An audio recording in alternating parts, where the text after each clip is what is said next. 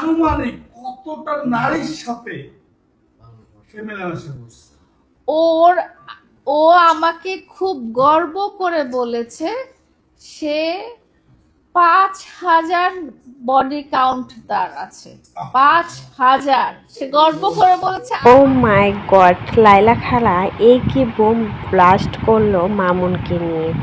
5,000-এরও অধিক মেয়েদের সাথে শারীরিক সম্পর্ক করেছে প্রিন্স মামুন। ছোট থেকে মেয়েদেরকে কোলে নিয়ে ঘুরতো প্রিন্স মামুন। ছোটবেলা থেকেই নাকি তার দুই পাশে দুইটা করে মেয়ে না থাকলে তার নাকি ঘুম আসতো না। এই পর্যন্ত 5,000-এরও অধিক মেয়েদের সাথে শারীরিক সম্পর্ক করেছে প্রিন্স মামুন।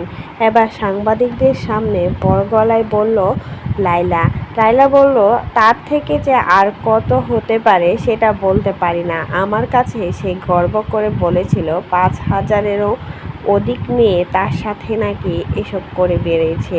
তাহলে বোঝাই যাচ্ছে কতটা নিচু লেভেলের খারাপ হতে পারে প্রিন্স মামুন।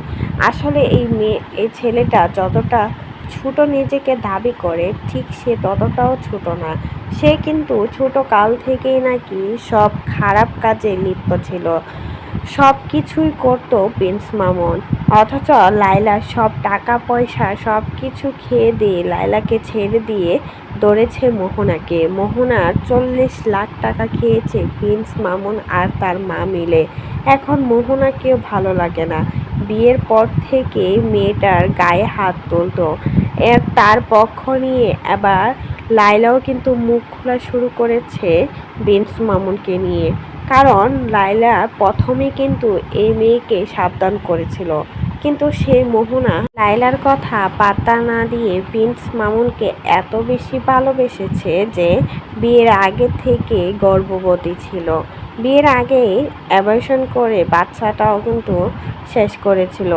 তাও কিন্তু স্বীকার করেছিল একদম ডিরেক্টলি সাংবাদিকদের সামনে।